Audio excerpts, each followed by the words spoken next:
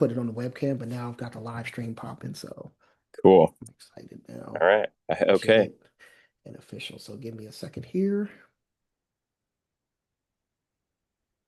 Alrighty, and all right, we are live. Yay!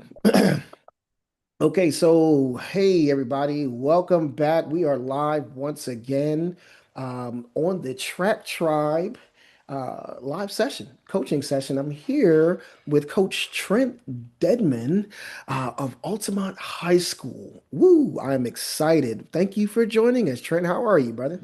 I am wonderful, Coach. Thank you for putting this together and for having me on. This is fun. Absolutely. It is fun. It is fun. So we're going to get into a conversation here, y'all. We're going to talk about how we build up better athletes across maybe even multiple sports and using some limited resources. So I want you to make sure that you grab your favorite beverage, grab your favorite snack, get comfortable, take a bunch of notes.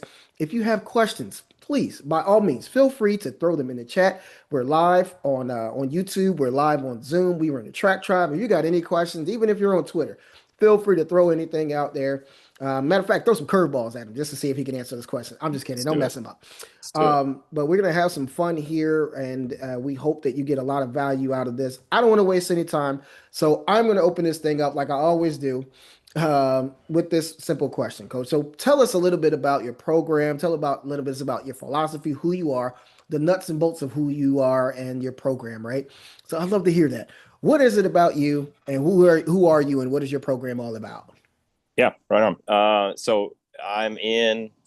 It'll be my 13th year coaching. As in some capacity, track and cross country. So yeah, yeah. Only been a head coach officially since 2020 on the high school side. I did start a cross country team on the middle school side. That was cool. So still got that going. Hmm. But on the high school side, I've only been the head coach since 2020. So that was a wild year to start coaching. Um, we were the weekend. I'm getting the girls prepped for our first indoor meet of the season, and then we get the message that Friday that it's canceled. So Yeah. I got to tell them go home, and then we never practiced again. I never saw them again. It was sad. So that was the start of my head coaching career. Um, so that was kind of interesting. Geez, that's a crazy start to it. And I remember those years and when we were getting ready, everybody's amped up, and then we're like, "Hey, the world shut down." Like, Yes, what? What just I happened? know. And I moved back to my hometown after a few years away, and it was always the assistant coach, and it was always around the team and helping out. Girls team, boys team didn't matter. Mostly on the distance side a lot of times, but was always applying anytime those head coach jobs came up. When I was always applying, Mm, and then finally got it in 2020. It's like, all right, here I go. I'm so excited, and then boom, it gets right. shut down. So Yeah. that was rough. That was rough. But then came back the next year, and then we had a state champion. So that was cool. That was a good year Nice. too.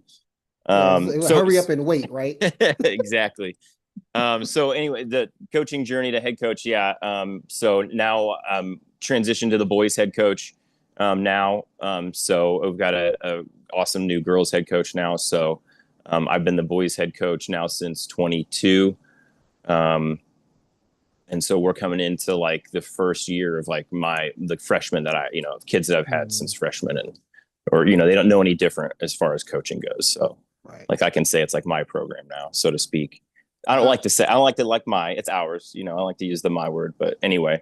mhm. So that's how my coaching journey. I'm also the cross country coach at the high school. I got lots of hats I wear.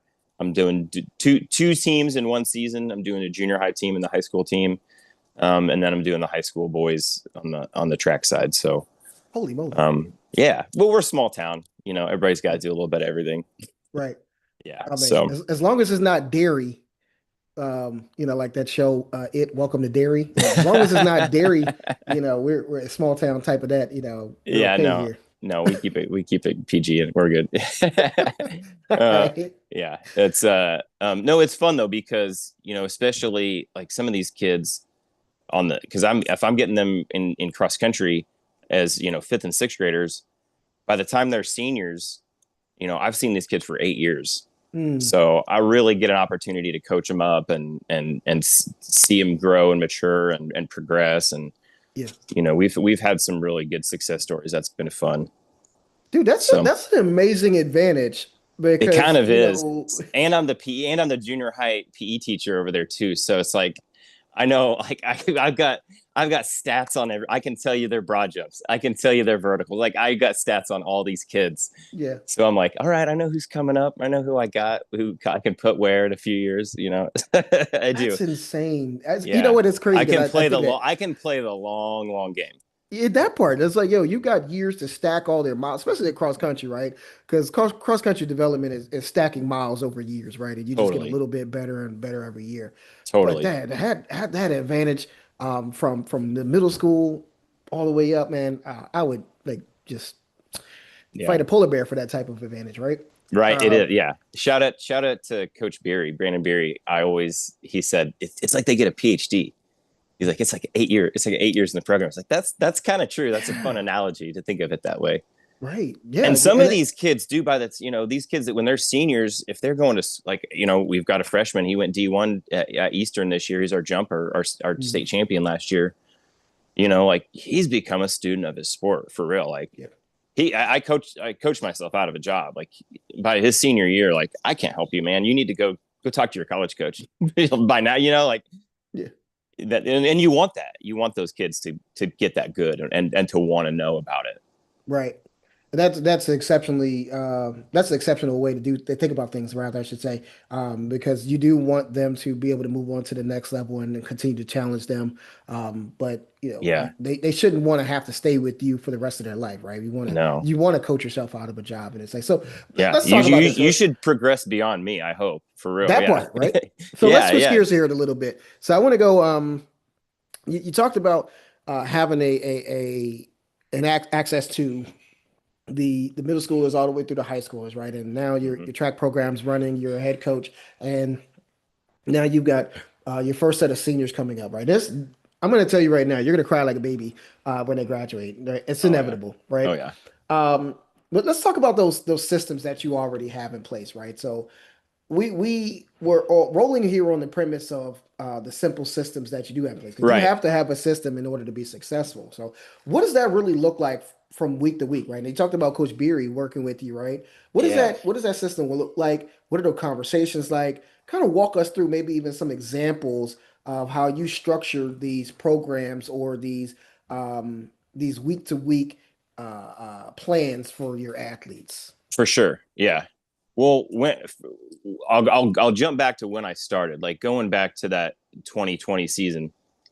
And this is before I even started working with Coach Beery, but I had been in the program, and had been an assistant, and had been around a lot of these kids, and it especially on the girls' side, it was toxic, like as far as the culture was, and so I knew like when I took over, like outside of like how we're gonna train, like there definitely needed to be a culture shift, so that so we could get numbers out. Like our girls' numbers were so low, like we couldn't fill a van.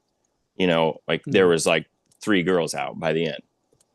They were quitting, and really talented girls that were getting talked to by colleges. Like should have done it, after high school. Should have been successful, but they just fell out of love with the sport. Through some just toxic relationship kind of stuff. So there was definitely some like culture building that had to happen there for sure. So I knew that we had to address that somehow. Um, and at the same time, like I don't want to pigeonhole myself like into a style of coaching, but like Feed the Cats was definitely like firing up whenever I was taking over the head coaching positions. And one thing we were lacking was speed and any kind of like an identity. And so that was a way for us to tap into like, who are we and what are we doing here? mm, Like it was just like, it was the coach didn't really have any progression.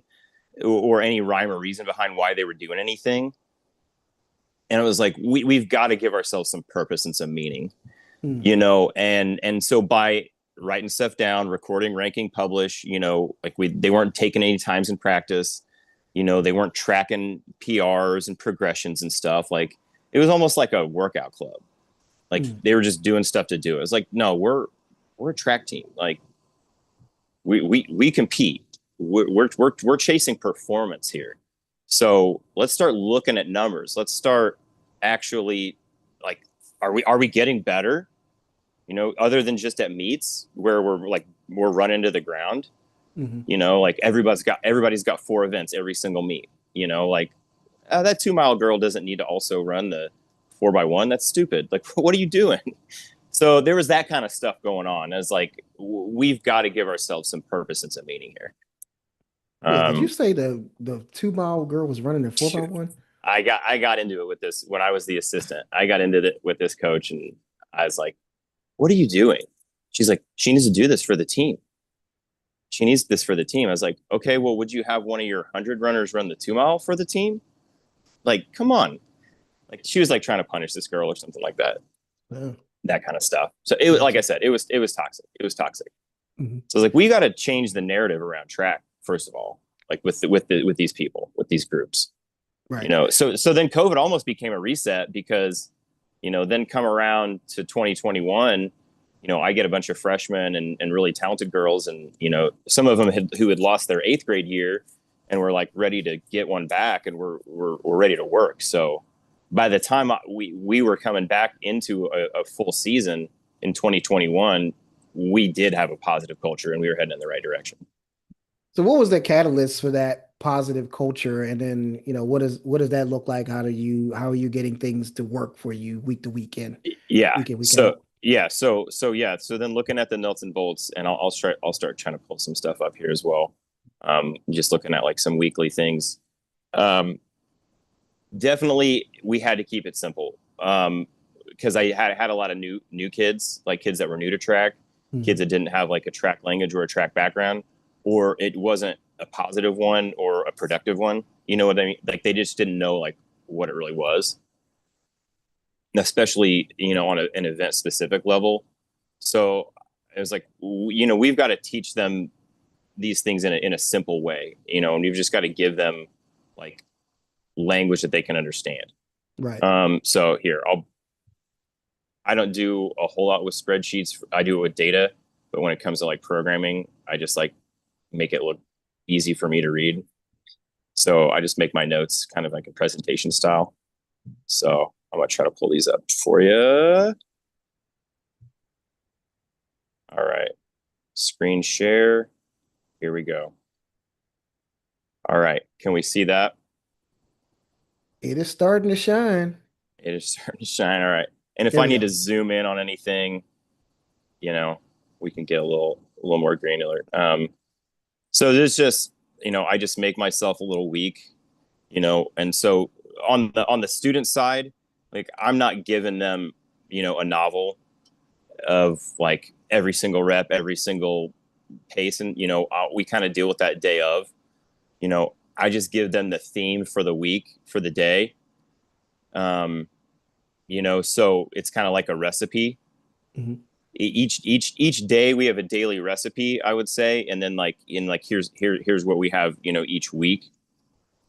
And so we'll look at a daily recipe, but this would be like Monday we're going to come in and do an acceleration. um, Tuesday would be our lactate workout for that week, which is going to be something more intense, like some repeat 200s. Wednesday, we're going to be pretty toast. For people that don't need the day off, we're going to come in and try to do a little bit of light skill and technique work, or we're going to be doing like recovery Mhm. um, kind of stuff. When we're recovered, hopefully we're going to be ready to do some max velocity on Thursday. Friday, we're going to come in and do some meet prep. And then Saturday, we got to meet. So that's just what I'm going to send out to them, on our group meet. I'm Mhm. going to, that's what they're going to see. on their side, just so they have an idea of what to expect each and every day, where we're going to be, what time, that kind of, the basics. Um, and I really don't typically give them much more than that. And then I always give myself some little like themes and quotes and stuff, like things that I'm going to talk about, and little quotes I like to use that kind of like theme each day. On the mental side of things. So then, Right. so then, this would be our recipe. And so basically every single day from like tomorrow will be the start of our second week of preseason, till the state track meet. We are starting each practice the same exact way. We pretty much have a flow and a pattern. So like when I say it's simple, like it's predictable is really what I like to think of it. Like Mhm. they know what to expect. There's not a whole lot of mystery. If you've been showing up to practice from day one, this stuff. You can do it in your sleep. This stuff becomes like second nature to you. It becomes ingrained. So much so that like I got to get on them and be like, hey, you're getting lazy. You're going through the motions. We got to tighten it up a little bit. Just because they get so used to it, and I don't want it to become stale.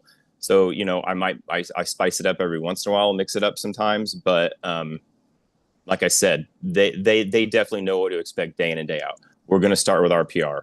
We're going to start with torso activations. We're going to go into our speed drills. From there, we're going to do spring ankles.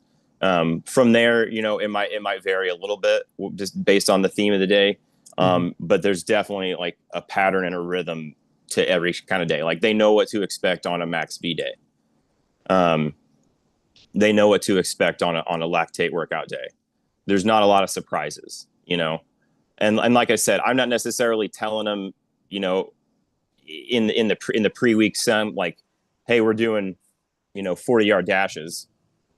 I'll probably tell them that the day of, and give them the workout details. Mhm. But as far as what that workout's going to be, they're not going to be that nervous about what it is. They're not going to usually get surprised with any kind of like, oh man, coach has got us doing 8 400s today or something crazy like that. Like if a lactate workout's coming, like I'm letting them know, hey guys, get ready tomorrow. We're doing 3 150s. No walk back rest, hard as you can. And then we're gonna do some lactate retention stuff. Like then we're gonna hit the weights. They know if lactate's on the schedule, they know what that means. So let me ask a question because we might have some people out here who may not be very familiar with the terminology For sure. and the system that you have in place, right? So maybe we take a sidestep here and take a about 120 to 180 seconds here, 2 to 3 minutes, right? Yeah. To break down this in simplicity for newer coaches, right? Yeah. Who might see this type of setup and go, "Oh, okay, well, what's an RPR zone?" And well, what are spring angles? I'm not saying go through every drill, Yeah. For sure. because those are things they can come into the track tribe and ask those questions and learn, and we can do videos about that later. But what is the idea? What's the overall concept with your setup? Is it varied? Excuse me. Is it varied warm-ups for different days, or is it very similar with very slight variation? Um, Uh, what is it yeah. that they're doing? As you're kind of walking them through that warm-up process to get prepared physically and then mentally. Yeah. With the way that we kind of start our practice, we've got kids rolling in at kind of different times, based on like some after late school work things and different schedules. So I want everybody to have something that they know how to do on their own. If they miss it, like if Mhm. the team already did it and I was like wasn't there for the first 5 minutes, what that kind of things that you can. So we teach them a lot of these things preseason early. Like I said, we're doing these things right now and we're really drilling them down so that when we get into the season, it's second nature. So the pattern would be like something that's going to do an activation. So we're doing the RPR zone, which so the focus is breathing. So you're always going to start with your breathing. You're going to get with your breath.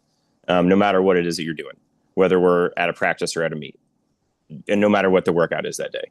You're always doing something where we're hitting that reset button on from what you just did to now. We want practice to be the best part of your day, but we want you focused and dialed in. So so that's what that first portion there that we call activate. All of that is to kind of like get you out of school mode or work mode or whatever it is you were just doing, and now you're in practice mode. We want that to be that like positive shift. So it starts with the breathing. So that's kind of like just that signal, and the RPR, which if anybody wants to learn about that, that's just the signal to the brain and the body that, all right, we're doing the thing now. It's time to do the thing. Right. And then that torso activation, just to vary in a very what am I trying to say, low impact way, get the blood flow and the heart rate going. And then we do the spring ankle. That's something that we're always doing because we're trying to address our foot and our lower leg and stiffness and strength in those positions, because that's something that we need whether we're a thrower, sprinter, doesn't matter. So those are things that we set that up that way because those are things we can do as a team. Those are things that we find to be useful every single day, no matter what the theme is for that day, no matter what it is that we're doing. Those are things that we can do together. The throws captain can lead his group. The sprints captain can lead their group, that type of thing. That's like our beginning of practice. Our circle up time, because we don't do static stretching. We don't mess with that. Yeah. Nobody should be doing static stretching at this. We should know enough to not do static stretching. So if you're new and you're doing, straddle stretches with your head trying to get to your toes and then staying there for 20 seconds, please stop. Yeah, please don't. Please talk to us. Come see us. We'll help you. We've gotten away from that. That's no judgment. School. No judgment. Right. Maybe quiet. I'm gonna be quietly like. I'm definitely. I'm bad. We'll be at practice like at the track, and we'll be doing this stuff, and I'll be like looking over at the softball team, like doing some static stretches. I'm like shaking my head. They're like, "Coach, don't say it, Coach." I'm like, I know. But bad to be coach, fair, don't talk about that's where we got to educate, right? And so we they know and they learn. They know they know when they see it. If we roll up at a meet and they see a team static stretching, they look at me and they're like, "Yeah, okay." Yeah, we're going to run on over them, right? So, and that's the educational piece, right? It's the other sports out there don't know, right? And they haven't caught up to what dynamic stretching is or dynamic mobility or dynamic warm-ups are at this point. And we have to educate. So our baseball team, they were warming up at my school and they realized like, hey, you guys look really loose and really fit. Dude, I can tell you right now, our warm-up is harder than a lot of teams' practices. Yeah. Yes. And they will tell you. And I've had some people do our warm up, and they're like, matter of fact, we had a basketball coach. He just started coaching cross country with me this year. We started coaching together, I should say.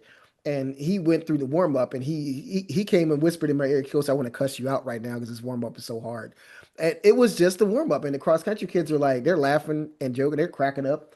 And they're like, yeah, you see what we're going through right now? It takes us about 20 to 25 minutes to warm up.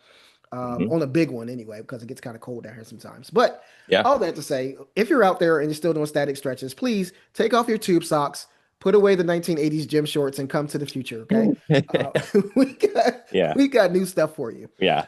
All right, and it doesn't got to be complicated. Yeah. No, it doesn't have to be complicated. Exactly. But to your point, right? You've got it all laid out. You've got a system here. Here's what everybody knows to do. When you first step in the door, here is what you do. We teach you and then you do it, right? We're not babysitting you. You have to be able to operate on your own. And now you're going from the reflexive, what is that? Reflexive something. Performance reset. Yep. Performance reset. Thank you. I was like drawing a blank here. Your performance reset here, reflexive performance reset. First of all, that's amazing because not a lot of coaches do that. Where it's, hey, let's get our breathing into rhythm. Let's check our, different parts of our body to make sure we're in the rhythm. Some people do the tapping, right, to kind of calm down. Yep. But those are all different things. That's amazing. So if you don't know what the RPR zone is, y'all, that's something that you can take away from this. And you've got several things that are dynamic that are leading you to your warm up. You split off into groups. And even if I would say, even if they're not into the RPR, people think it's voodoo or whatever. Some people don't like it. Mhm. You have got to do something that sets that bridge between, or that reset button. Like I said, like Yeah, where you were. you got to have that mental reset. Right. Maybe they had a bad test that day, or maybe their girlfriend cheated on them, or who knows. Like Yeah. you got to have something that's gonna put them in practice mode, because that needs to be a positive reset. Even if practice is going to be hard that day, Yeah. even more importantly, if practice is going to be hard, like something in your warm up to start with. Even if like you always tell a joke, like who cares? Like do something where you're gonna change the mood towards, hey, it's time for practice, Yeah. that they all know and get and feel it. But that's And I that's like something that, the different breathing, because though. it's physical. It's like you're getting out of your head and into your body.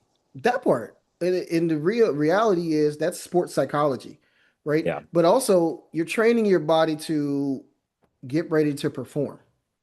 Mm-hmm. And I think that's key because what you do at practice is what shows up, not what you think about doing or not what you wanted to do, right? What you did Right. actually is what shows up. And so Yes. when you reset, I mean, we got kids like now with like high anxiety and ADHD and all these other Mm-hmm. acronyms, right? A, And B, they're C, all D, E, F, hunched G. over their Chromebooks all day long. Yeah.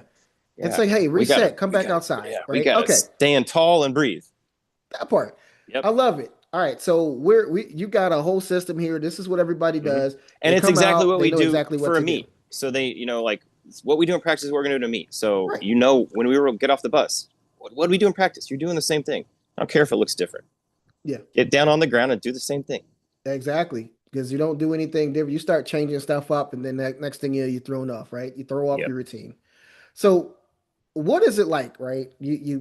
I see the system when they get to the warm ups and kind of split out. This is what you guys need to do. Now, you're already developing athletes from the middle school all the way up to the high school, right? What is it like to consistently develop durable athletes in that small school environment? So you won't find a kid that has had PE with me that doesn't know how to do, like, they might not know that it's called the Jeff Bolet distance warm up, but they Mm, know the Jeff Bolet distance warm up. mm, Like they know the skips, they know the twist, they know it.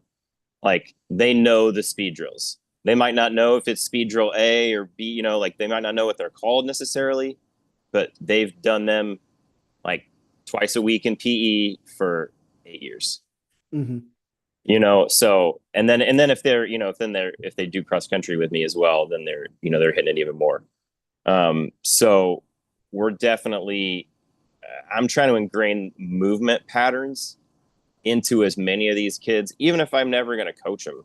Like, man, I hope I'm helping the other sports, or at least hoping I'm helping these kids have a quality of life. Mm. So I'm definitely trying to ingrain a lot of these movement patterns as early as I can, like kindergarten. Like we're gonna learn to skip, we're gonna learn to bound, we're gonna do this stuff. I'll give it a funny name. We'll call them cloud runs or something. But I'm gonna try to teach these movements to these kids as early as I possibly can. Are there any Um, specific decisions that, or principles, I should say, are there any specific principles that guide you when you're trying to decide, this versus that because you don't have this resource or you don't have unlimited time with this individual? What are the things that kind of push you to make decisions when it comes to like looking at your system and things you might need to tweak, especially yeah. with some of these athletes? Um, you know, I definitely, I definitely am always trying to learn. Like, I got on Twitter, I joined this track tribe. I'm always trying to find more new things. But then I always got to look at something and be like, I like that drill. Okay, what am I going to remove if I'm going to add that drill? Mm, Like even I've kind of honed this stuff down for over a while now, where it's like we can do these things in our sleep. We know this stuff in and out. Like it might look like a lot and like it might look kind of complicated, but we're basically doing this stuff week in and week out, ad infinitum. We might just be changing little parts out here and there. mm. So in terms of like choices, I'm pretty judicious about if we're going to add something, something needs to be taken out. Like that's going to have to replace something if it's so good. or if we're going to make time for that, it's going to have to be really valuable. So Hmm. to make those decisions, um, I'm definitely trying to evaluate the athletes, and that is where like the testing and stuff is going to come in, and using, trying to take the Dan Path method, like using these as movement screens, and even telling the athletes that, like, I get obsessive about the watching the warm up. Like I'm more obsessive about watching the warm up than I am watching the reps, honestly. Hmm. Like I want to see video of them sprinting and running for sure, but I can look at the numbers. I want to see how you're moving on the bounding. I want to see how you're moving on a quick leg or a single leg. Like, man, you look good on your left, but your right is struggling. Oh, that Hmm. that hamstring thing's still bothering you, huh? Like I'm like steps 1, 2, and 3 of the workout, like 1, 2, and 3 of our warm up, like on this page that we're looking at here, like that's the most important part of it to me. Right. Honest, like definitely, I want to get the adaptations from the workout. We're going to do this 23-second drill. We're going to do these circuits. We're going to get strong in our ISOs, all that stuff. It's in the program for a reason, but those warm ups are such important movement screens to me. Like Hmm. for me to see how you move and where you're weak or lacking or injured or whatever. Um, so in terms of what's going in and out of the program, if I see an athlete that's hey, we're struggling in with these hamstring movements, we've got to do something to address that, to work on that. Is it the hamstring or is it somewhere else in the chain? Right. That type of thing. I'm trying to think of something specific, but basically evaluating the athletes. What do they need? I see big bucket stuff like the drills and the warm-ups. These are good movements that are going to provide value for you in your endeavors, whatever your events are. Hmm. But B, they're movement screens for me to say, okay, yeah, you're struggling here. You need more mobility. Let's get you over here and do some hurdle stuff. You know what I mean? Like, so there's a lot more that is maybe in the program, quote unquote, that's not on this list day to day, because it's like, okay, I'm pulling this kid aside and we're gonna do knee protocol with you because these are some movements that you need more of versus Right. another athlete. Does that make sense? I hope I It does. answered that It okay. sounds like it's a customized approach, right? You've Hopefully, got hopefully. right, I mean, like I hopefully. said, there's the big bucket stuff. Like this is like, hey, we're all showing up at practice. This is generally, if I've got everybody on plan A, this is what we're doing. Right. But in terms of what goes in and out of the program, it's like, okay, hey, you're a hurdler. We need to give you more, more, we need to elicit more of these qualities out of you. So we're going to do some of this stuff with you. So Mhm. definitely after, when we get into certain parts of the season, we're splitting up and doing event specific things, obviously, um, but also athlete to athlete. Like, you might all be throwers, but one of you had that shoulder issue, from softball, so we're gonna have to make some changes with that athlete, Mhm. type of thing. Right. And there's always a tailored approach, which makes sense. So with that, you know, because you've got multiple athletes doing warm-ups at the same time, which, we all warm up together and then we split off as well. What does that really look like in the long run, right? So what does long-term development look like in your program? And I'm going to actually add a caveat or a second question to that. You can answer before or after. Mm-hmm. If you've got a brand new coach that really doesn't understand a lot of this stuff that's going on here, what would be the first thing that you would tell them or give them advice on when developing how their program should look or how to put together a simple system that everybody could follow? Right. I would say, yeah, for a brand new coach, you've got to know what you value, like what is kind of who you are, what's your identity, what's your priorities. Like I said, going back to when I started, there was no identity, there was no values, there was no priorities. It was just like my way or the highway kind of a coach. I'm just going to work you hard into the ground, and if you don't like it, tough. So if you're a new coach, you have got to identify your identity, what you're about, who you are, what your priorities are. And then the things that you program, that your specifics into your program should come out of that. Like I said, we had a lot of athletes that we were not taking advantage of our strength, our speed, our elasticity. Sorry. Um, we were leaving a lot on the table. We were working hard. We were plenty of endurance, but we were leaving a lot of meat on the bone in terms of what I would say performance. So we had to have that identity shift. And so that's when we started measuring things, and we started talking more, thinking more, and talking more about them with the language of performance, preparing yourself to perform. We're not just, the warm up's not just a warm up. Like, it's actually staged. We talk about, like, it starts low and slow, and it gets more intense as we get closer to, competition time. That type of thing. So I identified the things that I felt were going into a meet, working backwards. If we want to hoist the trophy at the end of that conference meet, we got to work backwards from that. And what are the qualities that are going to get us there? And then we program a practice to do that. We should be going from, a low performance state to a high performance state by the end. Mm-hmm. So you do a So you've reverse got to, engineering. ideally, Yeah. and find those big rocks. There's lots of recovery and rest built into our program. Mm-hmm. That's something that we have to value. If we're going to perform at our best, we've got to recover at our best as well. We can't go 100% every single day. Right. So those are important parts of our program as well. I was intentional about that. There's always time for the mental game. We're always talking about, at the beginning and at the end, with the quotes, with the way that we close things out at the end of our practices. We're intentional about that stuff. So that was another thing advice I would give is be intentional. Once you've identified those values, that identity, the priorities of who you are as a coach and what you think is important to achieve success. And, it's the nuts and bolts, but it's also, the mental side.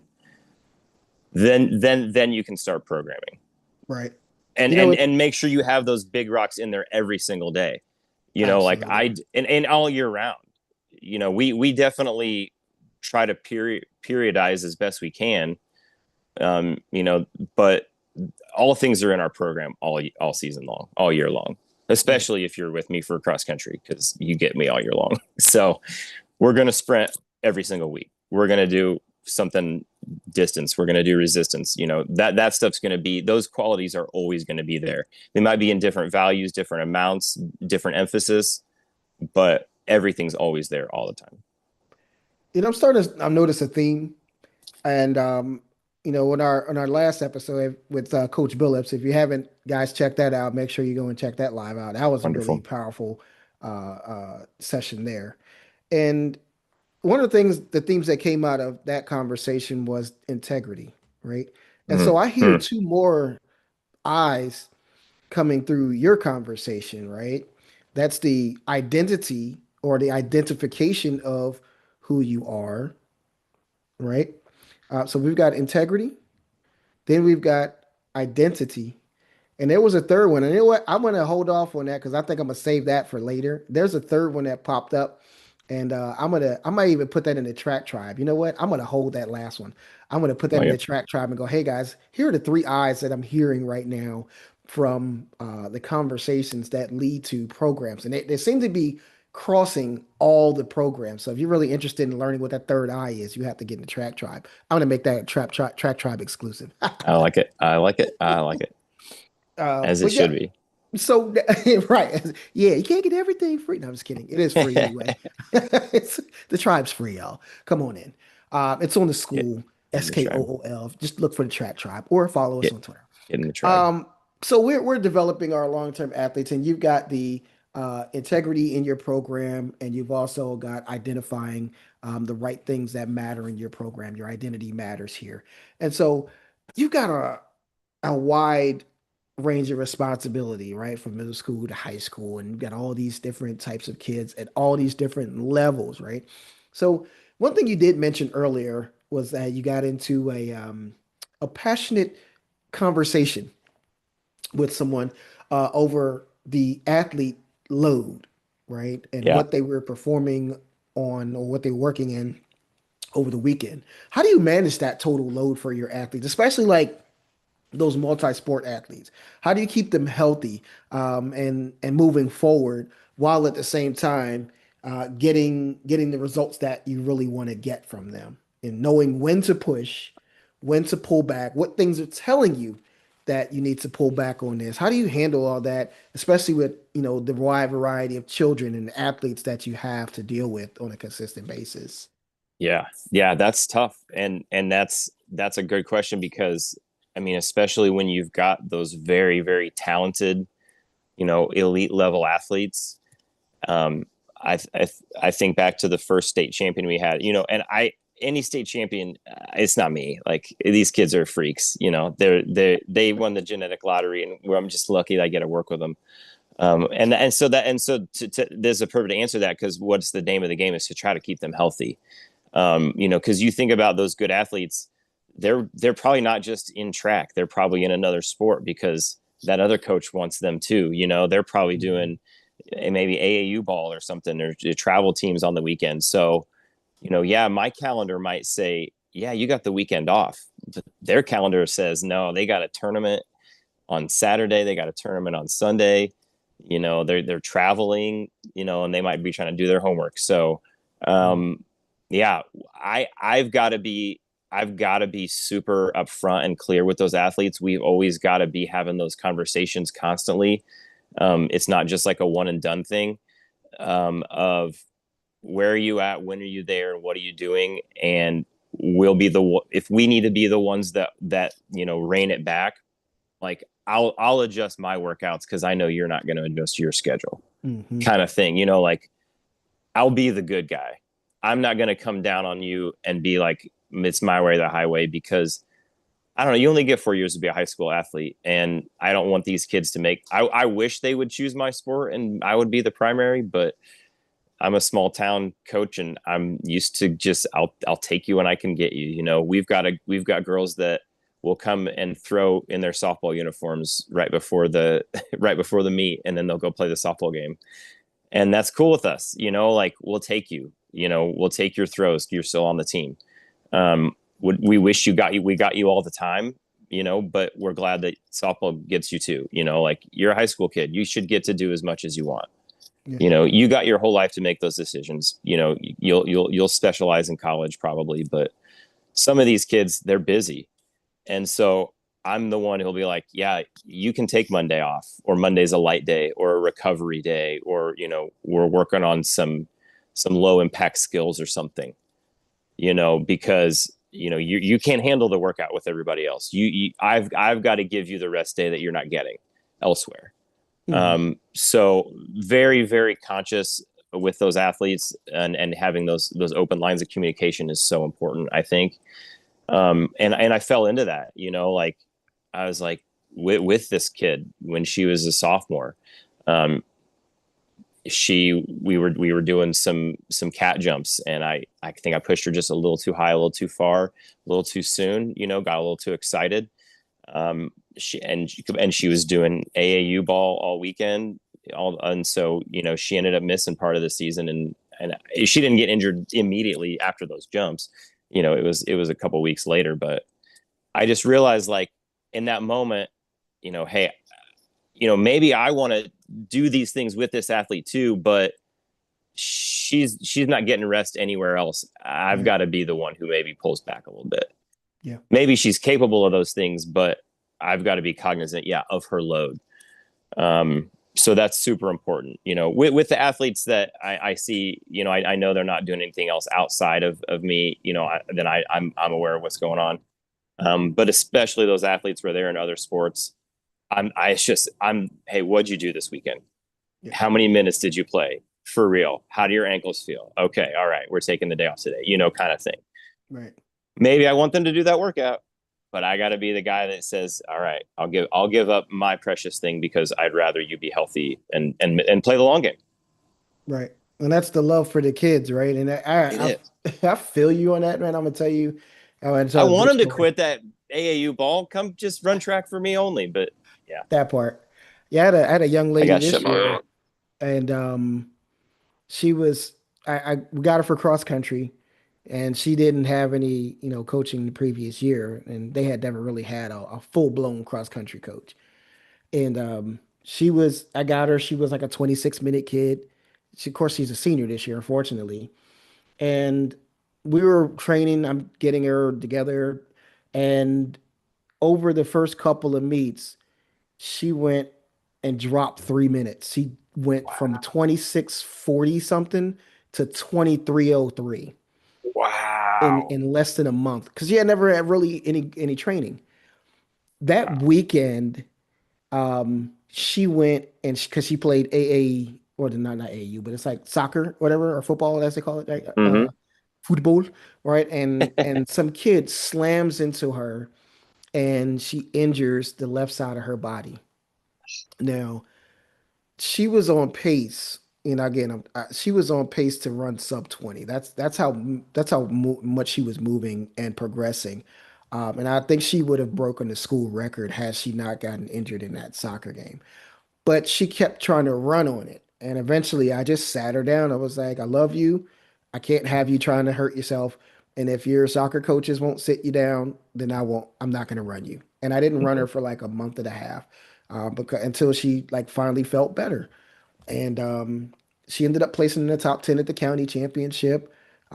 Even still kind of not fully 100%. But I'm going to tell you, man, if sometimes as coaches, we have to make that decision to sacrifice what we know they can do and feel and push for it as much as we care about them, but we care about them enough more to be able to protect them from themselves.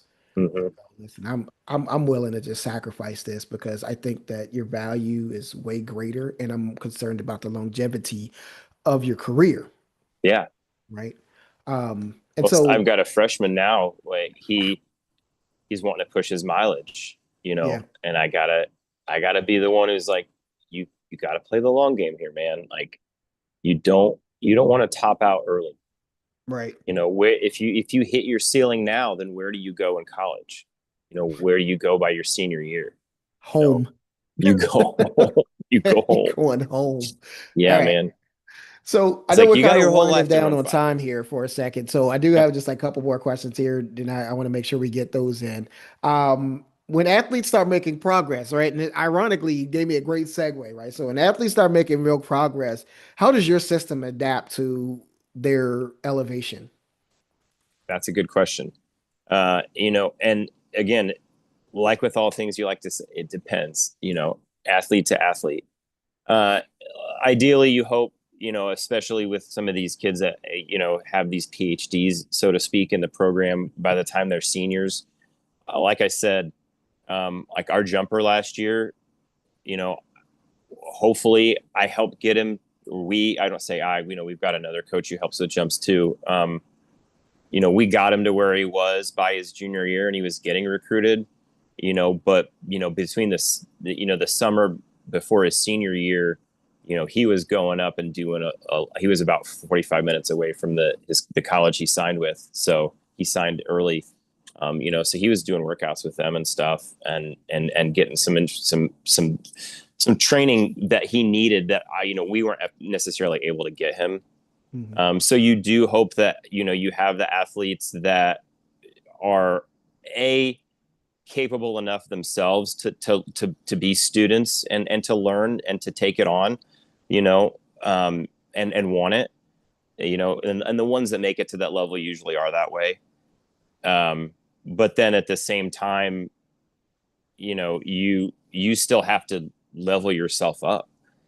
Um, like I've got a kid right now on the junior high side who's asking me questions that are hard to answer. And I'm like, dang, I gotta get better for this kid. Like, so Mhm. that by the time he's a senior, like we can get him where he needs to be. Like, I want to make sure I'm a stepping stone for this kid and not going to hold him back. Um, So there is some of that, like you don't want to doubt yourself as a coach, but you still you got to be firm in your identity. But you still got to be willing to say, I don't know, like, hey, we need to find some resources for you so that you can get better at triple jump. If it's not me, it needs to be somebody else. So I definitely gotta not have an ego about stuff. Yeah. Well, coach, if you ever need any help, you know I'm here. For sure. I know you Infamous. guys are the jump masters. No, That's no, definitely no. something I've had to learn. Like I would say, when people ask me about like what's hard to coach, like pole vault's got to be hard to coach. I was like, Yeah. yeah, it really is for sure. But they're still only going in one direction. Like Yeah. high jumpers are running a curve. Like a thrower is spinning around. Like Yeah. there's some technical stuff that you really got to start learning some. Got to get back to my trigonometry days. Oh yeah. So You know what? The biggest thing is, to your point, is to not overcomplicate it, right? To make things yes, simple. And a yes, lot of times I find that the coaches, especially in the jumps, man, because you can get so technical. You got to mm-hmm. do this, and you got to align with this, and you got to have this particular angle. And I get all that, but a lot of the kids, they just need to understand the very, very basics. Because I'm gonna tell you, the Yes, first things first. I think you're doing it right here. Is if you can't sprint, you don't have the proper running mechanics, you're not going to jump well. I don't care how talented you are, you're not going to jump very well. And there are a couple here and there that might just kind of jump out of the gym. I call them bunny masters, right? It's like, what? Here's a bunny master, right? But for the most part, most kids, like 95% of the kids, just need a couple of hinge moments, right? Or hinge mm-hmm. knowledge moments, as I call them, right? How do you hit the board consistently, as an example, when Yeah, you're jumping, right? And maybe I'll get Coach Alex from little Arkansas State unlocks. on here too, man, because he's a jump guy too. But yeah, man, it's just the basic stuff. Like I took the one kid that we had, Josiah Brown, man. He's a phenomenal kid, phenomenal athlete. He came in, he was jumping like 20 feet and some change, maybe like low 21. Ooh, Now he's at like 23.5, going into his senior year. yes. He's on pace to go like 24, mid 25. Ooh, what's He the should school have record? jumped. The school record, well, I just recently moved, but the school record is 24 and some change, I believe. All right. But the other jumper that came out of there, who's at Florida now, Nick Crosswhite, he's a 25'2" jumper. Okay. So I had both of them Ooh. at the same time, right? So it's like, they were like, where you get these kids? I'm like, we develop, we work. But there's also a village, right? Because there are some Mhm. great jump coaches. My mentor in the jumps, Derek Harper from Quicksilver Track Club, Coach Kevin Foster, who's also Quicksilver Track Club, and also one of the coaches at Langston Hughes High School. Just great individuals all the way around, you know?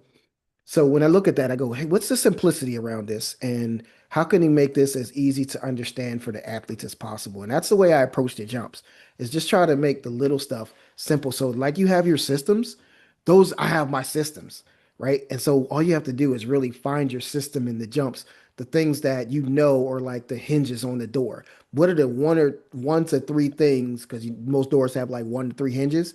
What are the 1 to 3 things that really move the needle for all your jumps? And people think it's the landing. It's not.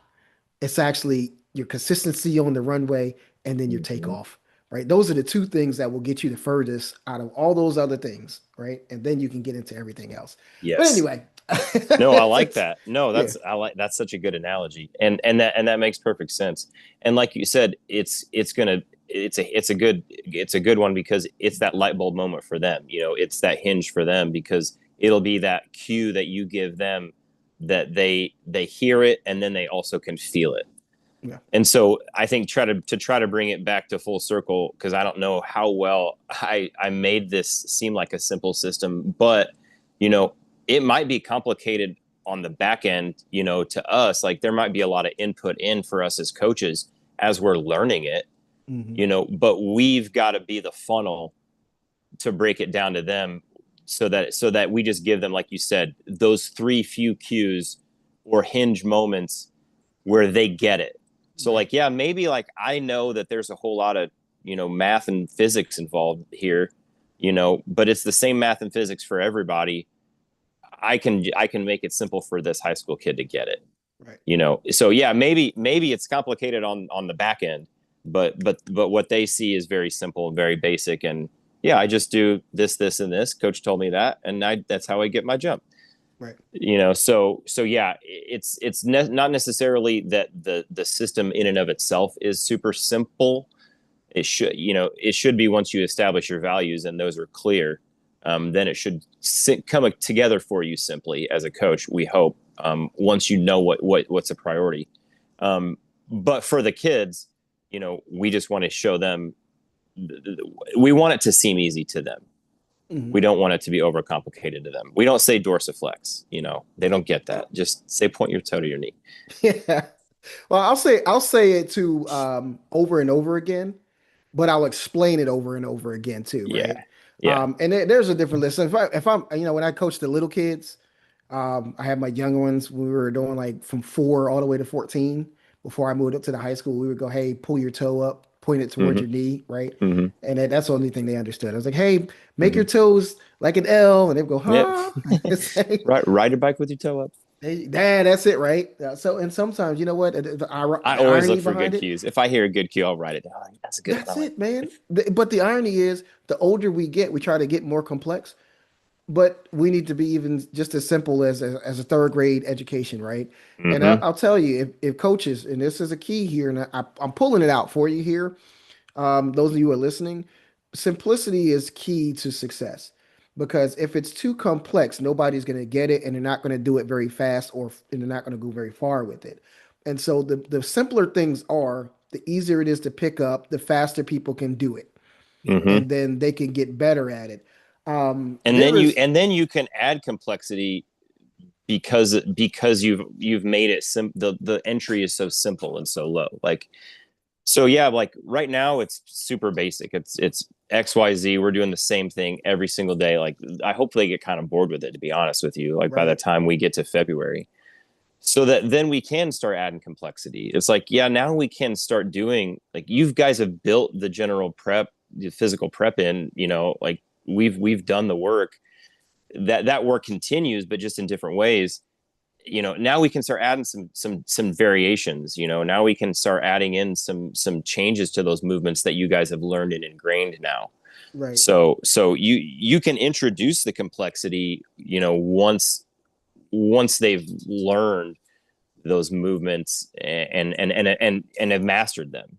Basically, it's almost like a checklist. If your body can't own certain positions, well, you don't pass go. You don't collect $200. Like, you don't get to do the next thing. And that's not a knock on you. It's just like your body or your mind or whatever isn't ready for that yet. You've got to Mhm. own a movement before you can move on to the next. Absolutely. You know what? And I'm kind of wrapping up here, as I think we were just starting to answer that question, right? How do we simplify our programs? How do we get better results immediately? And the real answer is just simplicity, right? Coach said earlier, find those things that are a priority for you and put them in place. Things that aren't a priority, move them to an advanced level or just get rid of them altogether. The simpler your program is, the easier it is to follow and pick up and to duplicate over time. Coach has in his system right now. This is what you do when you first get to practice. Get your butt reset, right? Once you're reset, go through your dynamic movements, get yourself warmed up, make sure you get with your team, make sure you get with your groups. You know what we're doing on this day, they know what we're doing on that day. So there's no confusion, right? So the simplicity starts with, here's how we start, here's what we do next. This is what we do when we're doing this. Here's how we finish. The culture, the identity, right? And I'm gonna give that other I in the track tribe later again. So first one was integrity from the last call. This one's identity plus a bonus I that I'm gonna share in the track tribe later. But simplicity is the key in creating better systems. And if you have complexity in your system where the kids don't understand what's happening, coaches don't understand what's happening, that leaves opportunity and room for confusion.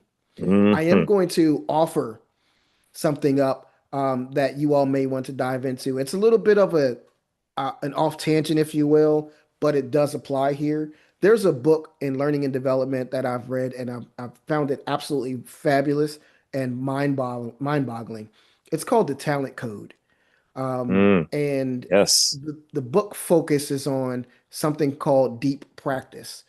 And it dives into how we're able to get so much better by focusing in these small moments to find those things that help us transcend little mistakes over time.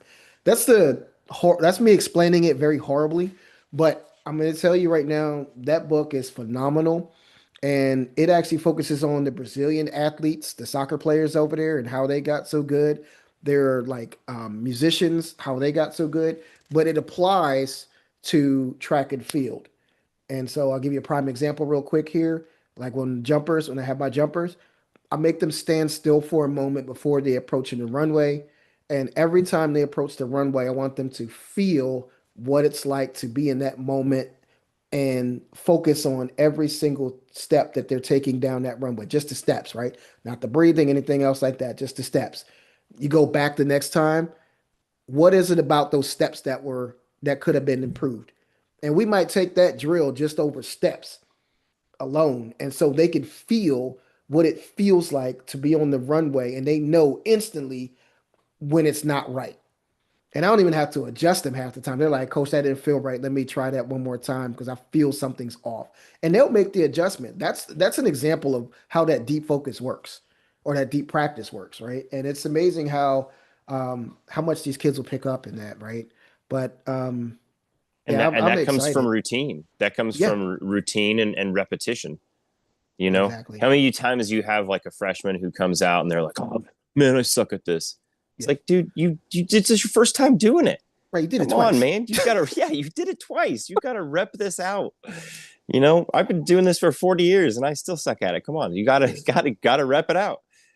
You gotta keep trying it. So yeah, you've got to teach them those lessons that it's not just like you look at this kid that's a senior who's winning state championships and you're like, man, Right, he's just athletic and talented. It's like, yeah, he won the genetic lottery, no doubt, but he's worked his butt off on his technique to be able to jump that far and set that school right, record and win that medal. So there's a lot of that stuff on the back end. It looks simple and easy and clean and good because of all the work that went in right. and the reps. People see the story and they don't, or they see the glory, they don't know the story, right? Oh yeah, that's good. I like that. Right. It's amazing stuff, man. Coach, it has been great, man. I know I want to be respectful of your time here, No, man, it's all right. and I really appreciate the dive in. I feel like there's some part twos coming up where we can dig a little bit deeper on how to write this stuff out and what this would all look like if somebody was trying to put stuff together. One thing I will caution people, man, don't just take somebody's plan and just throw it on top of your team. You got to understand what your team needs and know. Your priorities and your identity, as Coach talked about before. Coach, any final words before we disperse and distribute ourselves back to the wilds of Track Kingdom? Yeah, good. I mean, good luck with everybody, their preseason and seasons and whatnot, wherever you're at. But yeah, join the school, join the track tribe. Thanks, Coach Jones, for doing this. You guys should holler at him. Other coaches, you guys should get on and do the same. Talk to Coach Jones. It's fun and Absolutely. it's worth it. I hope we keep adding some value to the track and field community. Please ask questions. I know I have lots. I want to learn a lot. I don't profess to know everything by any means. I'm still learning, still growing, and enjoying every minute of it. And 100. hoping maybe I get to see some of Coach Billup's kids in the indoor season this year. I think I might get to see him at an indoor meet. Hopefully, try Ah, try to line that up. Probably won't make it all the way down to you, Coach, but that's all good. It's all good. Yeah, we're someday, headed down. someday maybe. Well, you know what? Maybe, and then maybe one day we'll You get never up and, know. and do an indoor meet up there or something. I know we're headed down to Alabama in like next weekend. One of my kids is running the 800, so I'm excited, and Yes. Good luck. What we'll year? see how to. He's a sophomore. All right. Yeah, he's a sophomore. I think he had a PR last year of about 205 as a freshman. Woo! Let's go. So we're excited for him. He Yes. just wants to get back on the track, so we're looking forward to him getting out there and running. Excited to see that. Did But he do cross country? he did do cross country, and I think he But started in. hated it. No, he surprisingly he didn't hate it. He said it was tough. Yeah, He had to learn some of his pacing, but he ended up making a sub 20. good. I think he actually went in like the 18s actually, if Ooh, I'm not mistaken, as a freshman. So and good deal. yeah, so we're looking forward to he's a really great runner, man. His mom is an outstanding runner too. Yes. I have to give you the history one day those, but yeah, Indoors fun, and for those, especially those kids that are gonna, if they know that they're gonna compete in college, yeah. because it indoors a lot more. I feel like, especially in Illinois, it's more like a college meet than a normal high school meet. You know what I mean? Yeah. Like it's definitely got the more of the college meet vibe. Indoor Yeah. meets do. Well, up north is wild anyway. So I try to tell Yeah. people about indoor, and then I just tell them, and the kids down here, I just say, hey, just think about NASCAR, but you're using your feet. Um, Yes. that's it. Yes, for All right. sure. Coach, man, it has been a true pleasure, man. I am totally excited about, what you guys are doing up there. And if any, guidance or any insights, especially around the jumps, that's my kind of my bread and butter for the last Yeah, few for sure. years. I'm willing, hey, let's hop on. We can do some video evaluations. We can just talk it up. But we Love also, it. in the track tribe, y'all, we are going to be having our coaches roundtable coming up soon. Yes. So if you are not in the group, in the community, you should definitely be in there. It's 100% free. We're on the school, SKOOL, app/website. And the coaches roundtable will be focusing on various topics throughout the year to deep dive. We're talking about sports science. We're talking about wickets. We're talking about planning. We're going to be talking Yes. about jumps, throws, distance, cross country planning, all that kind of stuff. I'm excited about that out of all the things that we're doing. So make sure you find us, the Track Tribe. Again, free to join. Will always be free. We try to give you as much value, as much resources as we can. And of course, they're all filled with cool people like Coach Deadmond. And so you go come and check him out as well and Except pick his we brain. throws coaches. We need throws coaches. Yeah. You all need to get on. Yeah. Call Leah out, man. I was listen, throws. We need to get We'll get both them. throws. We need to get the throw one deep out there. We need to go get all the throws coaches. I'm calling all the Yes. throws coaches out right now. You guys should be in the track tribe. I know it's called the track tribe, but track and field tribe, if you will, right? We're There you all go. together and we believe throws matter, right? Oh yeah. Oh yeah. Absolutely. All right, Coach. It's been a pleasure, man, and I really thank you for being here. Thank you for sharing your time. Thank you, Appreciate it, family, for coach. me. Thank you, Coach Beery, We'll do. for showing up, and real appreciate you. Yeah. And we'll Good to be see you, diving Brandon. a little bit deeper later on. And thank you, Danielle, for showing up as well. Coach, been a pleasure, been an honor. I will see you in the tribe, sir. Yep. Good night. Take care. Thanks. See you later. Good night. Bye.